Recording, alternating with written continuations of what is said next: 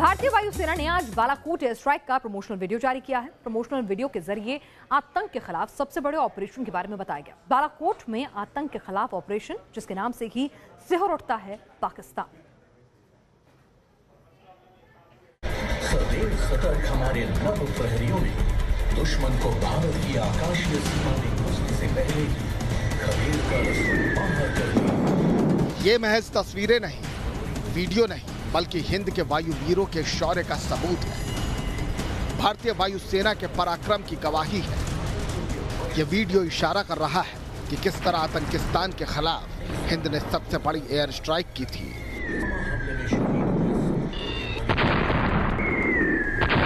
जब धुआं हो गया था पाकिस्तान,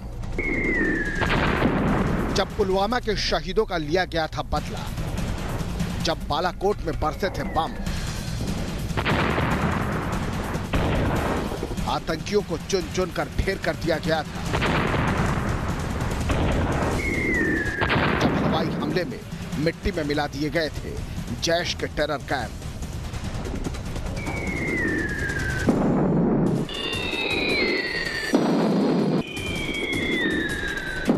इसी तरह हुई आतंक के खिलाफ सबसे बड़ी एयर स्ट्राइक। पाकिस्तान के बालाकोट में सुनाई दी थी भारतीय वायु वीरों के लड़ाकू विमानों की गर्जना।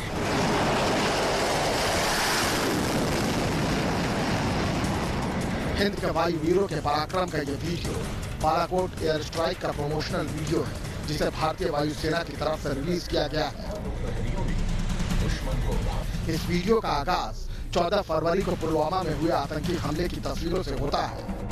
फिर जनाक्रोश और प्रदर्शन को दिखाया जाता है।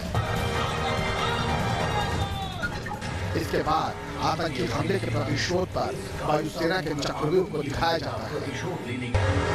भारतीय वायुसेना ने इस कायरतापूर्ण आतंकी हमले का प्रतिशोध लेने के लिए चक्रव्यूह की रचना की। यहीं से शुरू हुई वायुसेना के इस प्रमोशनल वीडियो में अटैक प्लानिंग को शामिल किया गया है। बालाकोट हवाई हमले की योजना, फिर टारगेट पर वार करने के लिए उड़ान भरते, अटैक करते वायु वीरों को दिखाया गया है। सेना के लड़ाकू विमानों ने वीडियो में देखा जा सकता है कि किस तरह हिंदुस्तानी वायुसेना के स्ट्राइक के बाद आतंक के अड्डे तबाह हो रहे हैं। चंद मिनटों में नेस्तनाबूद कर दिया। इस तरह भारतीय वायुसेना के योद्धाओं ने पुलवामा हमले में शहीद हुए सपूतों के बलिदान का बदला लिया। ये प्रमोशनल वीडियो बताने के लिए है कि किस तरह बालाकोट में आतंक के अड्डे नेस्तनाबूद कर दिए गए। आतंक के अड्डों से उठते आग के शोले दहशत के सर्वनाश की गवाही दे रहे हैं। February of this year, I have successfully struck terrorist camps located at Balakot. On the next day, I have successfully thwarted Pakistan Air Force attempt to attack our military establishments. In the aerial engagement that followed, they lost a F-16 and we lost a MiG-21. Balakot air strike सबूत है हिंदुस्तान के वायु वीरों की ताकत का। यह promotional video सलाम करता है भारत के वायु वीरों को। यह चेतावनी देता है पाकिस्तान को कि फिर पुलवामा जैसी गुस्ताखी की तो बालाकोट से भी ज्यादा करारा जवाब मिलेगा।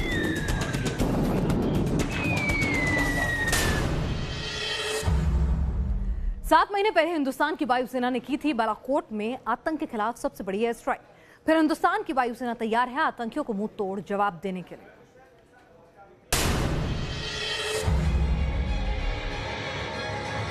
वायुसेना के लड़ाकू विमानों ने यह हिंदुस्तान की वायु शक्ति है। नेस्तनाबूद कर दिया। दुश्मन को जवाब देने के लिए हर पल मुस्तैद, हर वक्त तैयार। यह वायुसेना के शौर्य को सलाम करता प्रमोशनल वीडियो है। की आकाशीय सीमा में घुसने से पहले हिंद की वायुसेना ने 4-4 जंग में पाकिस्तान को मुंहतोड़ जवाब दिया है। जब जरूरत पड़ी तो आतंक की मान में घुसकर दहशत के अड्डों को भी तबाह किया है। पाकिस्तान हिंदुस्तान की ताकत को जानता है, लेकिन अभी भी पाकिस्तान में दहशत की फैक्ट्री सक्रिय है। तो क्या वायुसेना एक बार फिर एयर स्ट्राइक के लिए तैयार है? न्यूज नेशन ने वायुसेना चीफ से यही सवाल पूछा। सर, मैं मधुरेंद्र, न्यूज नेशन से। मेरा सवाल यह है कि आपने अपने उपलब्धियों में बालाकोट एयर स्ट्राइक को शामिल किया, लेकिन हम लगातार ये देख रहे हैं कि बालाकोट एयर स्ट्राइक के बाद भी पाकिस्तान की तरफ से आतंकी गतिविधियों में कोई कमी नहीं आई है। लगातार पाकिस्तान अपनी तरफ से कोशिश जारी रखे हुए है और भारत में आतंकी गतिविधियों को बढ़ावा दे रहा है। क्या इस तरह के और स्ट्राइक्स की तैयारी एयरफोर्स कर रही है? क्या इस तरह के और आगे हम स्ट्राइक्स उनके कैंप्स पे कर सकते हैं? किस तरह की स्ट्रेटजी आगे इस तरह के आतंकी गतिविधियों से निपटने के लिए इंडियन एयरफोर्स की है? न्यूज नेशन के सवाल का वायुसेना चीफ ने तफसील से जवाब दिया। हम strikes as a first step नहीं करते हैं। अगर वो कोई गलत काम करेंगे, टेररिस्ट स्ट्राइक करेंगे, तभी हमारा रिस्पांस रहेगा। सो ऐसा नहीं है कि अभी हम कुछ प्लान कर रहे हैं, हमको स्ट्राइक करने का कोई प्लान बना रहे हैं। तो अगर उनकी तरफ से कोई ऐसी हरकत होती है, कोई एक्टिविटी होती है, उसको रिस्पॉन्ड किया जाएगा as the government decides. And ये कहना गलत है कि बालाकोट के बावजूद वो सब एक्टिविटीज़ हो रही हैं। अगर बालाकोट नहीं होता तो उस एक्टिविटी का लेवल एंड उस एक्टिविटी का रेंज कुछ और होता। वायुसेना तैयार है पाकिस्तान को जवाब देने के लिए, बस ऑर्डर का इंतजार है। यह हिंदुस्तान की वायु शक्ति की दहाड़ है, यह पाकिस्तान को पैगाम है। अगर फिर हिंदुस्तान से पंगा लेने की कोशिश की तो करारा जवाब मिलेगा। पाकिस्तान के सिलेक्टेड पीएम इमरान खान का आज पीओके का दौरा था। वो स्कर्दू पहुंचे जरूर, लेकिन पब्लिक मीटिंग नहीं कर सके, लोगों को बरगला नहीं सके क्योंकि मौसम दगा दे गया। लेकिन इमरान खान का यह दौरा इशारा कर रहा है कि पाकिस्तानी आर्मी और आईएसआई के इशारों पर ही इमरान नाचने को मजबूर है।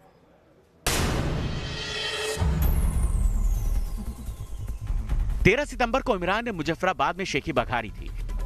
आवाम को एलओसी पार करने को लेकर बरगलाया था। 13 सितंबर को मुजफ्फराबाद रैली में इमरान खान ने जिस साजिश का इशारा किया था, उसकी तामील के लिए उन्हें 4 अक्टूबर को स्कर्दू पहुंचना था, लेकिन मौसम ने साथ नहीं दिया।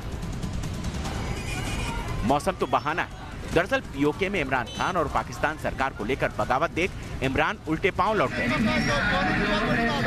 प्रदर्शन की यह तस्वीरें पाकिस्तान अधिकृत कश्मीर के समाहनी की है। जेकेएलएफ रैली की मंजिल है चकोटी।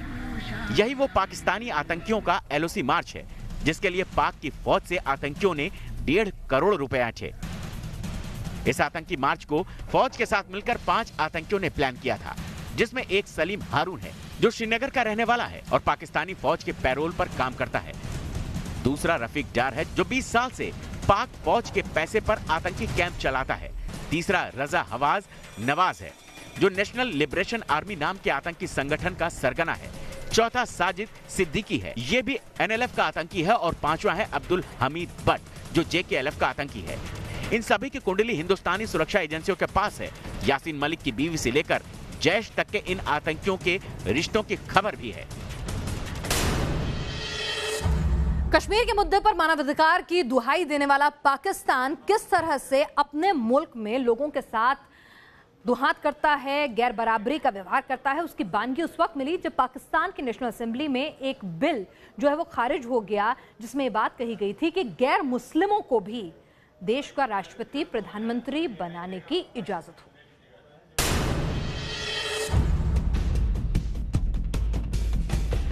नफरत की बुनियाद पर बना पाकिस्तान अपनी ही आवाम पर बेइंतहा जुल्म कर रहा है। पश्तून हो, बलोच हो या फिर पीओके के बाशिंदे, हर आवाज, हर एक मांग और हर जुबान को फौजी बूटों तले रौंद दिया जाता है। पाकिस्तानी फौज की फितरत को आतंकिस्तान के सियासी रहनुमा भी नकल करने लगे हैं। इसकी ताज़ा मिसाल है पाकिस्तान की नेशनल असेंबली में खारिज हुआ वो बिल जिसमें किसी गैर मुस्लिम को पाकिस्तान का राष्ट्रपति या प्रधानमंत्री बनाए जाने के लिए जरूरी बदलाव करने की बात कही गई थी। इस बिल को पाकिस्तानी सांसद नवीद आमिर जीवा ने संसद में रखा था। नवीद आमिर जीवा खुद एक ईसाई हैं और पाकिस्तान पीपल्स पार्टी से जुड़े हैं। पाकिस्तानी संसद ने बहुमत के साथ मंगलवार को इस बिल को खारिज कर दिया। नवीद आमिर पाकिस्तानी संविधान के आर्टिकल 41 और आर्टिकल 91 में संशोधन करवाना चाहते थे। इस संशोधन के जरिए वो चाहते थे कि पाकिस्तान में गैर मुस्लिमों को भी राष्ट्रपति और प्रधानमंत्री बनने का अधिकार मिले। हालांकि पाकिस्तान की संसद ने इस बिल को निरस्त कर दिया। इसके बाद साफ हो चुका है कि कोई भी गैर मुस्लिम पाकिस्तान का राष्ट्रपति या प्रधानमंत्री नहीं बन सकता। नवीद आमिर पाकिस्तान में अल्पसंख्यक अधिकारों का मुद्दा उठाते रहे हैं। और अब टेरर फंडिंग केस से जुड़ी एक बड़ी खबर। एनआईए ने पटियाला हाउस कोर्ट में 5 लोगों के खिलाफ आज फिर से चार्जशीट दाखिल की है, जिसमें अहम बात यह है कि टेरर फंडिंग के तार पाकिस्तानी उच्चायोग से जुड़े थे। चार्जशीट में ऐसे कई सबूत होने का दावा किया गया है कि यासिन मलिक से लेकर आसिया अंद्राबी तक 5 आरोपियों को आतंकी सरगना हाफिज से फंडिंग मिल रही थी। तस्वीरें दिल्ली की पटियाला हाउस कोर्ट की हैं, जहां अलगाववादी नेता यासीन मलिक को पेश किया गया। कोर्ट ने यासीन मलिक की न्यायिक हिरासत 23 अक्टूबर तक बढ़ा दी। टेरर फंडिंग मामले में एनआईए ने अलगाववादी नेताओं के खिलाफ अदालत में सप्लीमेंट्री चार्जशीट भी दाखिल की। इस चार्जशीट में अलगाववादी नेता शब्बीर शाह, यासीन मलिक, मसर्रत आलम और राशिद इंजीनियर के नाम शामिल हैं। इन अलगाववादी नेताओं पर टेरर फंडिंग का मामला दर्ज है। आरोप पत्र में इन 5 अलगाववादी नेताओं पर पाकिस्तान से लेकर दिल्ली और जम्मू कश्मीर के जरिए हुई फंडिंग का पूरा कच्चा चिट्ठा है। एनआईए की चार्जशीट में यासीन मलिक समेत 5 लोगों के खिलाफ आरोप तय किए गए हैं। हाफिज सईद ने कैसे इन लोगों तक पैसे पहुंचाए और इन पैसों को किस तरह जम्मू कश्मीर से लेकर दिल्ली तक आतंकी गतिविधियों में खर्च किया गया, इसकी एक जानकारी दी गई है। आरोप पत्र में कहा गया है कि आसिया अंद्राबी हाफिज सईद और उसकी दोनों पत्नियों के संपर्क में थी। आसिया अपने बेटों को जो पैसा भेजती थी वो आतंक के नाम पर ज़कात के जरिए इकट्ठा किया जाता था। सूत्रों के मुताबिक दायर आरोप पत्र में यूएपीए के नए कानून के तहत इन 5 पर धाराएं लगाई गई हैं। कबीर ने कहा कि गुरु गोविंद दऊ खड़े काके लागू पाए, बलिहारी गुरु आपने गोविंद दियो मिलाए। लेकिन जब गुरु ज्ञान की गंगा बहाने की जगह स्कूल में शराब पीने लगे तो फिर उसका सम्मान कैसे हो? उत्तर प्रदेश के बदायूं के एक सरकारी स्कूल में कुछ ऐसी ही तस्वीर सामने आई है। स्कूल के हेडमास्टर को गांव वालों ने स्कूल में ही शराब पीते पकड़ लिया, फिर हंगामा मचा और उनके खिलाफ जांच की बात कही जा रही है। खाली पड़ी शराब की बोतल, मेज पर रखी खाली प्लेट, पानी का जग, न ये मैखाना है न किसी का घर, ये शिक्षा का मंदिर है। और ये हैं इस स्कूल के हेडमास्टर धीरज शर्मा। जनाब में इतनी भी हिम्मत नहीं कि ठीक से खड़े हो सके। नशा सिर्फ चढ़कर बोल रहा है। बताया जा रहा है कि गांव वालों ने इन्हें स्कूल में ही शराब पीते रंगे हाथों पकड़ लिया तो हंगामा मच गया। लेकिन गुरुजी शर्मिंदा होने की बजाय दलीलें गढ़ रहे हैं। डिप्रेशन में मरीज है। नहीं तो डिप्रेशन में आप रहते हो और पीते हो तो स्कूल में क्यों पी रहे हो?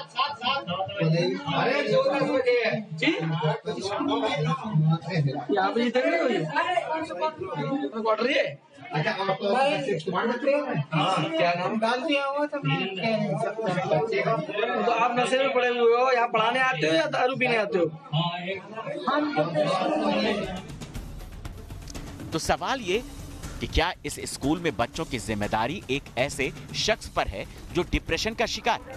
बवाल तेज है। गुरुजी के शराब कांड पर पूरा महकमा सन्न है और अब जब जांच का भरोसा दिया जा रहा है।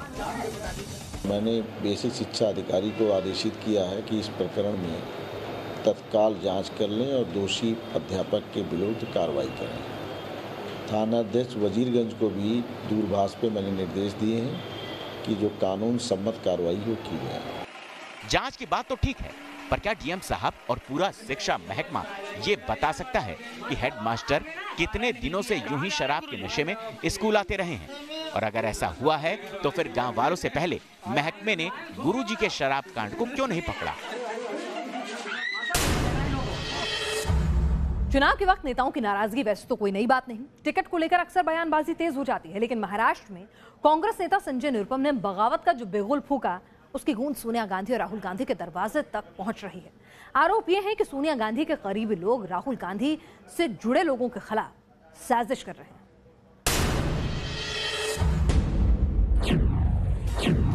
जो लोग राहुल गांधी से जुड़ करके पार्टी में दिन रात काम कर रहे थे, ऐसे तमाम लोगों को सिस्टमेटिकली खत्म करना और उनको पार्टी के सिस्टम से बाहर निकाल कर फेंक देना, ये एक षड्यंत्र चल रहा है दिल्ली में। जो लोग वहां पर बैठे हैं इस समय सोनिया जी के अधीन जो काम कर रहे हैं, वो बहुत ही बायस्ड हैं। कोई पकड़ नहीं, कोई समझ नहीं, और कैसे पार्टी में एक एक को निपटाया जाए, इस तरह का एक षड्यंत्र चला रहे हैं। ये बोल नहीं बवाल है जिससे कांग्रेस बेहाल है।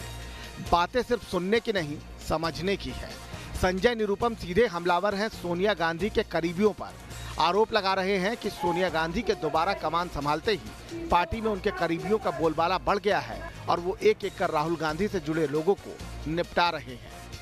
वो चूंकि संजय निरुपम को या राहुल गांधी से जुड़े किसी व्यक्ति को किल करना है, उसको डैमेज करना है, उसको बताना है कि तुम महत्वहीन हो, तुम्हारा कोई वैल्यू नहीं है, इसलिए बगैर सोचे समझे विचार किए ये फैसला किया गया, जिसकी मैं निंदा करता हूं, निषेध करता हूं कि मैं चुनाव प्रचार से दूर हूं। अब सीधे 24 अक्टूबर को मिलूंगा मैं, जब रिजल्ट आएगा तो। यानी सियासी समर में बीजेपी से लोहा लेने निकली कांग्रेस गुटों में बंट गई है और गुटबाजी भी ऐसी कि दोनों सिरे कांग्रेस आला कमान से जुड़ रहे हैं। विवाद तो वर्सोवा सीट का था, जहां संजय निरुपम किसी और के टिकट के लिए बैटिंग कर रहे थे, लेकिन टिकट नहीं मिला तो अब वो पूरी पार्टी को बोल्ड करने में जुटे हैं। जिस व्यक्ति को यहाँ पे टिकट दिया गया वो हमारे सीनियर हैं, मेरे बहुत अच्छे मित्र हैं, लेकिन आज 77 साल के बुजुर्गवार हैं। उनको टिकट देने से पहले पूछना चाहिए था पार्टी को कि भाई पिछले 5 सालों में चुनाव हारने के बाद, पिछले चुनाव में तीसरे नंबर पे आने के बाद आपने पिछले 5 सालों में क्या किया। पार्टी के अंदरूनी कलह में मुंबई कांग्रेस अध्यक्ष की कुर्सी गंवाने वाले निरुपम का महीनों पुराना दर्द खुलकर सामने है। तो हरियाणा में अशोक तंवर के तेवर बगावती हैं। टिकट बंटवारे की टेंशन में 2 दिन पहले ही वो दिल्ली में कांग्रेस दफ्तर पर बवाल काट चुके हैं। आरोप लगाया कि हरियाणा में कांग्रेस का टिकट 5-5 करोड़ में बिक रहा है। 5 करोड़ का एलिगेशन है। ये तो सारे साथी लगा रहे हैं। ये आजाद अहमद पटेल का नाम लिया है। नहीं कि यहाँ किसी ने नाम नहीं लिया, वो तो लोग बताएंगे किसने क्या किया है। ये गुटबाजी बीजेपी के लिए नायाब मौका हो सकती है, लेकिन कांग्रेस इसका मतलब समझ रही है। इसीलिए महाराष्ट्र में कांग्रेस के प्रभारी मल्लिकार्जुन खड़गे की पेशानी पर बल है, निरुपम को नसीहत दे रहे हैं। कई बार ऐसी निराशा पार्टियों में आती है तो उस तरफ ध्यान देने के बजाय वो सब भूल के सभी लोग एक होकर पार्टी को मदद करना चाहिए। तीर से निकला कमान और जुबान से निकला बयान वापस नहीं आते, इसलिए निरुपम तो अपनी कह गए और इस फेर में फिलहाल पार्टी फंसी हुई दिख रही है। पार्टी के भीतर हो रही लगातार अनदेखी ने संजय निरुपम की कांग्रेस के लिए बीते 14 सालों की निष्ठा को हिलाकर रख दिया है। ऐसे वक्त में जब कांग्रेस और एनसीपी के कई नाम बीजेपी का दामन थाम रहे हैं, संजय निरुपम सरीखे बड़े नेता की नाराजगी कांग्रेस के लिए अच्छे संकेत नहीं है।